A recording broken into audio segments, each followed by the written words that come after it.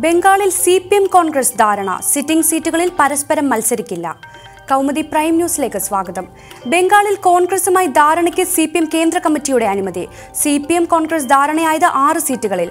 കോൺഗ്രസിന്റെ 4 സീറ്റുകളിൽ ഇടതുമുന്നണി സ്ഥാനാർത്ഥികൾ മത്സരിക്കില്ല. വിട്ടുവീഴ്ചയ്ക്ക് കോൺഗ്രസ് തയ്യാറായി.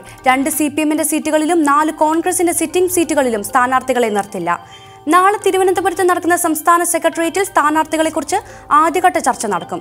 CPMന്റെ സിറ്റിംഗ് സീറ്റുകളായ മുർഷിദാബാദ്, റായ്ഗഞ്ച് ഉൾപ്പെടെ കൂടുതൽ സീറ്റുകളിൽ കോൺഗ്രസ് അവകാശവാദം ഉന്നയിച്ചതോടെയാണ് ധാരണ വഴിമുട്ടിയത്. BJP ഒന്നിച്ചു നിന്ന് നേരിടുക എന്നതാണ് CPM-CCയുടെ വിലയിരുത്തൽ. സഖ്യം വേണമെന്ന പശ്ചിമ ബംഗാൾ ജില്ലാ ഘടകത്തിന്റെ നിലപാടിനെ നേരത്തെ CPM പോളിറ്റ് ബ്യൂറോയും ശരിവച്ചിരുന്നു. സ്ഥാനാർത്ഥി പട്ടികയായി. ലോക്സഭാ തെരഞ്ഞെടുപ്പിലെ CPI സ്ഥാനാർത്ഥികളുടെ അന്തിമ പട്ടികയായി. തിരുവനന്തപുരത്ത് C. ദിവാകരൻ, തൃശൂരിൽ രജാജി മാത്യു തോമസ്, മാവേലിക്കരയിൽ ചിറ്റേം ഗോപകുമാർ, വയനാട്ടിൽ PP സുനീർ എന്നിവർ മത്സരിക്കും. തലസ്ഥാനത്ത് ഇന്ന് ചേർന്ന CPI സംസ്ഥാന സമിതിയാണ് പട്ടിക അംഗീകരിച്ചത്. മത്സരിക്കാൻ താൽപര്യമില്ലെന്ന് കാനം രാജേന്ദ്രൻ കമ്മിറ്റി അറിയിച്ചതോടെയാണ് ദിവാകരന് നറുക്കുവീണത്. വെന്തുരുകി കേരളം. സംസ്ഥാനത്ത് ഇന്നും നാളെയും ഉഷ്ണതരംഗമെന്ന് കാലാവസ്ഥാ നിരീക്ഷണ കേന്ദ്രം. കോഴിക്കോട് ജില്ലയിൽ സ്ഥിതി രൂക്ഷമാവും. അതിനാൽ ജനങ്ങൾ ജാഗ്രത പാലിക്കണമെന്നും കാലാവസ്ഥാ കേന്ദ്രം. കേരളത്തിൽ ഉഷ്ണതരംഗത്തിന് സാധ്യതയുണ്ടെന്ന് സംസ്ഥാന ദുരന്ത നിവാരണ അതോറിറ്റി മുന്നറിയിപ്പ് നൽകിയിരുന്നു. കോഴിക്കോട് 3 ദിവസത്തിനിടെ രേഖപ്പെടുത്തിയത് ശരാശരി താപനിലയിൽ 4 ഡിഗ്രി സെൽഷ്യസ് അധികം. കേന്ദ്ര കാലാവസ്ഥാ കേന്ദ്രം കണക്കുകൾ തയ്യാറാക്കുന്നത് വിദേശ ഏജൻസികളുടെ കൂടി കണക്കുകൾ ക്രോഡീകരിച്ച ശേഷം സാഹചര്യം നിരീക്ഷിച്ചു വരുന്നതായി ദുരന്ത നിവാരണ അതോറിറ്റി. ബാങ്കുകളെ പഴിച്ച് സർക്കാർ.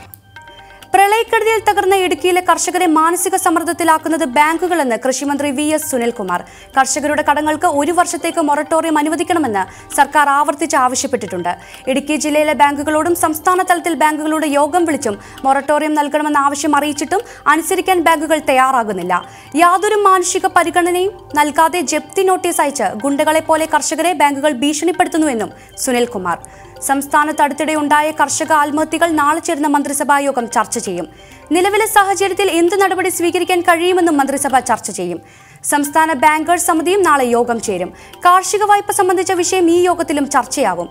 സർക്കാർ ഗ്യാരണ്ടി നൽകാതെ കാർഷിക വായ്പകളിൽ നടപടി നിർത്തിവെക്കില്ല എന്നാണ് ബാങ്കുകളുടെ നിലപാട്. അതേസമയം ഇടുക്കിയിലെ കാർഷിക മേഖല നേരിടുന്ന പ്രതിസന്ധിയുടെ ഉത്തരവാദിത്തം പൂർണ്ണമായും സംസ്ഥാന സർക്കാരിനെന്ന് കോൺഗ്രസ്. കുത്തിയത് കൊല്ലാൻ വേണ്ടി. ചിതറ കൊലപാതകം പകരം വീട്ടാനെന്ന് പ്രതി ഷാജഹാന്റെ മൊഴി. ബഷീറിനെ കുത്തിയത് കൊല്ലാൻ വേണ്ടിയുള്ള ഉദ്ദേശത്തോടെ. ഇന്നലെ വൈകുന്നേരം പ്രതിയെ ബഷീറിന്റെ വീട്ടിലെത്തിച്ച് തെളിവെടുപ്പ് നടത്തിയിരുന്നു. കപ്പ വിൽപ്പനയുമായി ബന്ധപ്പെട്ട തർക്കത്തിൽ ബഷീർ മർദ്ദിച്ചതിന്റെ പ്രതികാരമായാണ് കൊലപ്പെടുത്തിയതെന്നും ഷാജഹാൻ പറഞ്ഞു. ഷാജഹാനെ കസ്റ്റഡിയിൽ വിട്ടുകിട്ടുന്നതിനായി പോലീസ് ഇന്ന് അപേക്ഷ നൽകും. കൊലപാതകം രാഷ്ട്രീയ പ്രേരിതമാണോ എന്നും പോലീസ് അന്വേഷിക്കും. CPM പ്രാദേശിക നേതാക്കളുടെ മൊഴിയും പോലീസ് രേഖപ്പെടുത്തും. ബഷീറിനെ കുത്തിക്കൊന്ന ഷാജഹാൻ കോൺഗ്രസ് പ്രവർത്തകനാണെന്ന് CPMഉം ഇയാൾക്ക് കോൺഗ്രസുമായി ബന്ധമില്ലെന്ന് കോൺഗ്രസും ആവർത്തിക്കുന്നുണ്ട്. നടപടിക്ക് പാകിസ്ഥാൻ.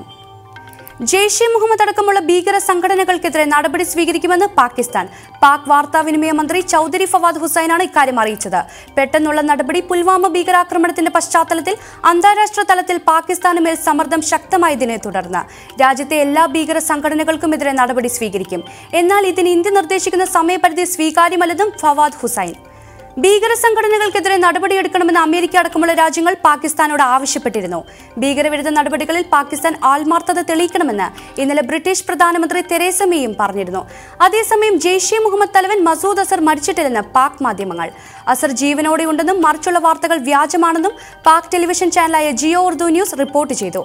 എന്നാൽ അസറിന്റെ ആരോഗ്യത്തെ സംബന്ധിച്ച് കൃത്യമായ വിവരങ്ങളില്ല. അടുത്ത ബന്ധുക്കളെ ഉദ്ധരിച്ചാണ് അസർ ജീവിച്ചിരിപ്പുണ്ടെന്ന് സ്ഥിരീകരിച്ചത്. കൗമുദി പ്രൈം ന്യൂസ് സമാപിക്കുന്നു. അടുത്ത വാർത്തകളുമായി 1 മണിക്കൂറിന് ശേഷം ടീന മാത്യു ചേരും. നമസ്കാരം.